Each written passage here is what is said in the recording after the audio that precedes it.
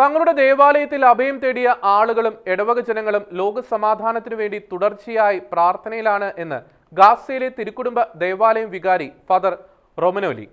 700ഓളം ആളുകളാണ് ഫാദർ റൊമനോലിയുടെ ഇടവകയിൽ അഭയാർത്ഥികളായി എത്തിയിരിക്കുന്നത്.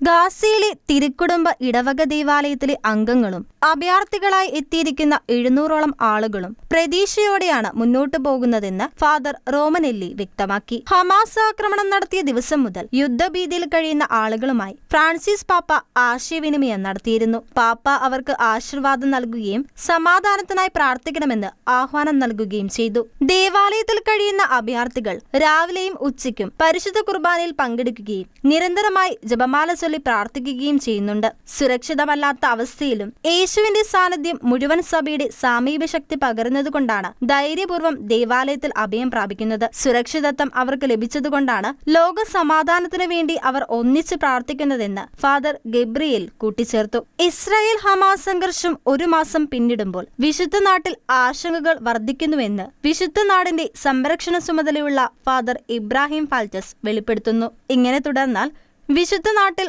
ഒരു ക്രിസ്ത്യാനിയും അവശേഷിക്കില്ല എന്ന മുന്നറിയിപ്പും അദ്ദേഹം നൽകുന്നുണ്ട്. ക്രിസ്മസിന് 1 മാസം മുമ്പ് ബെത്ലഹേം തീർത്ഥാടകരാൽ നിറഞ്ഞിരുന്ന അവസ്ഥയിൽ നിന്നും വിഭിന്നമായി ഈ വർഷം മേഖലയിൽ നിന്നും ജനങ്ങൾ പലായനം ചെയ്യുകയാണെന്നും ഫാദർ ഫാൽറ്റസ് അഭിപ്രായപ്പെട്ടു.